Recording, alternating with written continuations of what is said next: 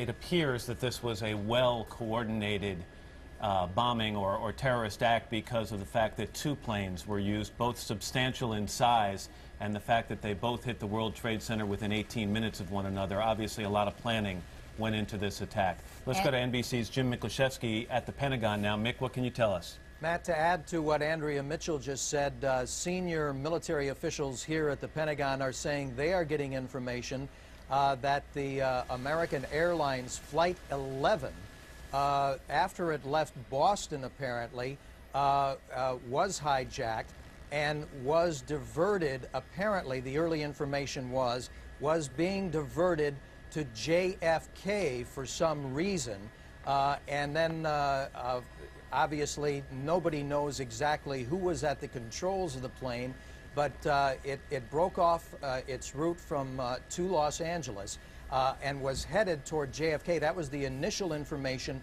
that officials had received, when obviously it did not go to JFK, but veered off and headed toward the World Trade Center. But again, no indication as to who may be responsible or who was at the controls of that plane when it rammed into the World Trade Center. Matt.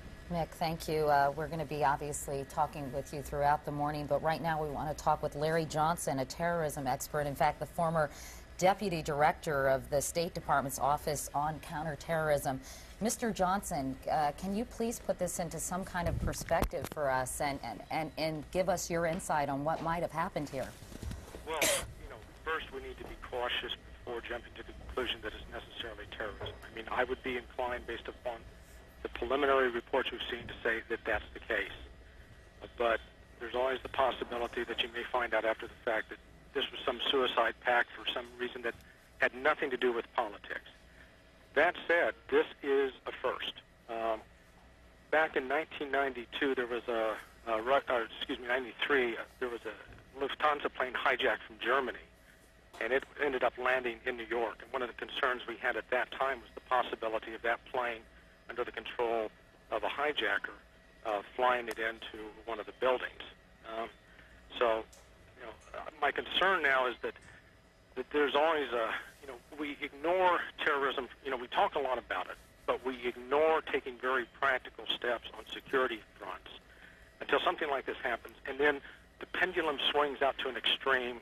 The next thing you hear people talking about putting surface-to-air missiles on top of buildings to prevent this kind of thing. This is a very rare event. It's unlikely to be repeated, but, and I think President Bush put his finger on it, we have to find who did this, and any country, any nation in the world that is in any way involved and responsible, if it turns out to be terrorism, will require a response from the United States, and the United States has got to be willing to pay that price. Mr. Johnson, obviously we're completely stunned when about 25 minutes after the first explosion, or after the first plane crashed into one of the Twin Towers, another very large plane did the same thing. Right. And we've been talking with our correspondents all morning about sort of if another incident could happen on the heels of these two. What kind of measures are in place to prepare for something else that could conceivably happen? Well, I think one of the steps is already being taken. I was at National Airport getting ready to fly to LaGuardia when this occurred. They have shut down air traffic going in and out of the cities.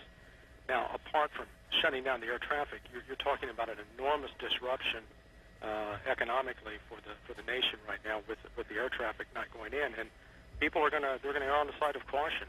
I think across the board you're going to look at the major hubs in the United States where there are large buildings: Chicago, Atlanta, Los Angeles, and there are going to be extra measures taken.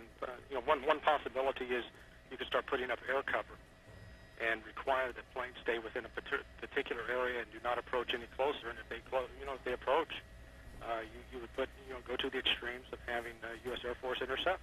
Larry, I wanted to ask you, all morning that correspondents have also been saying, particularly Bob Kerr and Jim Miklashevsky, that there was and Andrea Mitchell, no warning attached to this event. Right. Generally speaking, do we get some kind of, do U.S. officials, government agencies get some kind of warning from a particular group, or is this pretty, fairly typical in terms of an event happening without any foreshadowing? No, Katie, this unfortunately is typical. It's only in the movies that you get the advanced warnings. You know, you look at every major terrorist incident against the United States, whether you're talking Pan Am 103, the World Trade Center, the USS Cole bombing, the bombing in Tehran, Saudi Arabia. Okay. Rarely do you get an advance notice. Larry, I'm sorry to interrupt you, Okay. but Jim Miklashevsky has some new information at the Pentagon. I hope you'll stand by and continue to talk with us. Mick? Katie, I don't want to alarm anybody right now, but apparently it felt just a few moments ago like there was an explosion of some kind here at the Pentagon. We're on the E-ring of the Pentagon. We have a window that faces out toward the Potomac, toward the Kennedy Center. We haven't been able to see or hear anything after the initial blast. I just stepped out in the hallway. Security guards were herding people out of the building, and I saw just a moment ago as I looked outside, a number of construction workers who have been working here have taken flight. They're running as far away from the building as they can right now.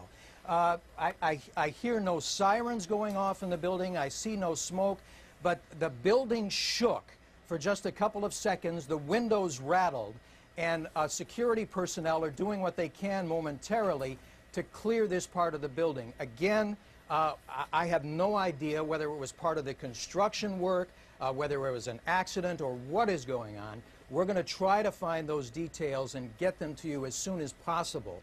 But interestingly enough, one intelligence official here in the building said when he saw what appeared to be the coordinated attack on the World Trade Center, his advice was to stay away from the outside of the building today, just in case. Now, again, nobody has any indications of exactly what happened, but it appears that there has been some kind of, it felt like a small blast of some kind. Again, the windows shook, the building shook, the windows rattled, and people, if I'm looking out the window now, and the construction workers are still keeping a good, oh, I'm sorry.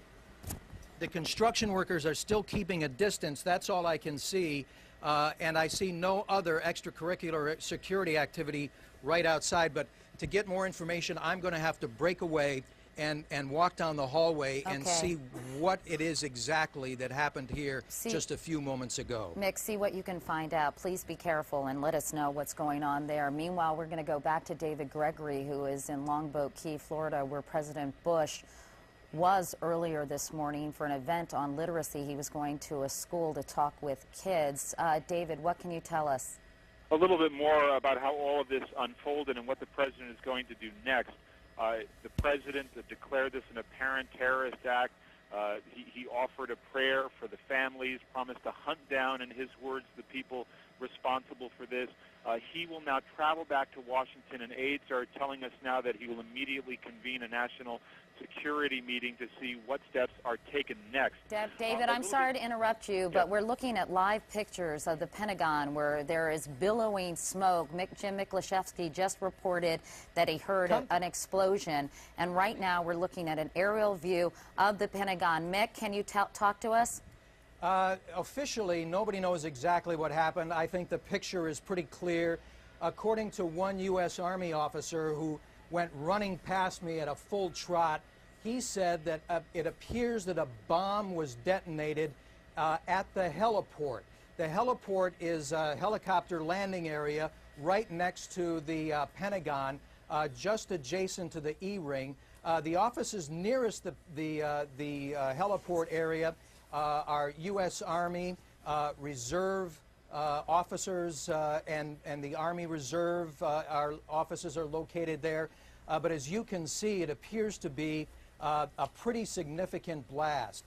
To give you some perspective, we are almost on the opposite side of the building, the world's largest office building.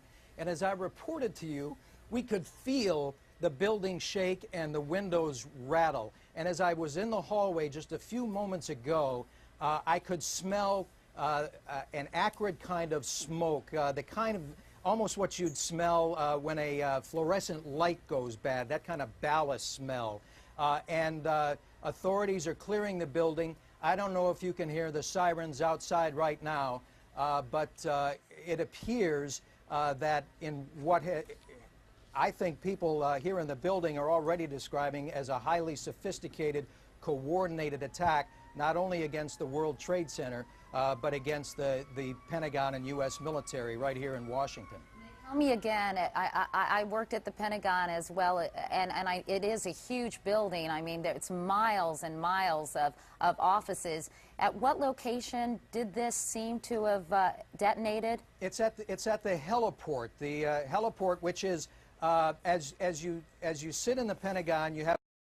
It appears that this was a well-coordinated bombing or terrorist act because of the fact that two planes were used, both substantial in size, and the fact that they both hit the World Trade Center within 18 minutes of one another. Obviously, its route from to Los Angeles and was headed toward JFK. That was the initial information that officials had received when obviously it did not go to JFK, was being diverted to JFK for some reason. And then, obviously, nobody knows exactly who was at the controls of the plane, but it broke off that the American Airlines Flight 11, after it left Boston, apparently, was hijacked and was diverted. Apparently, the early information was. A lot of planning went into this attack. Let's go to NBC's Jim Miklashevsky at the Pentagon now. Mick, what can you tell us? Matt, to add to what Andrea Mitchell just said, senior military officials here at the Pentagon are saying they are getting information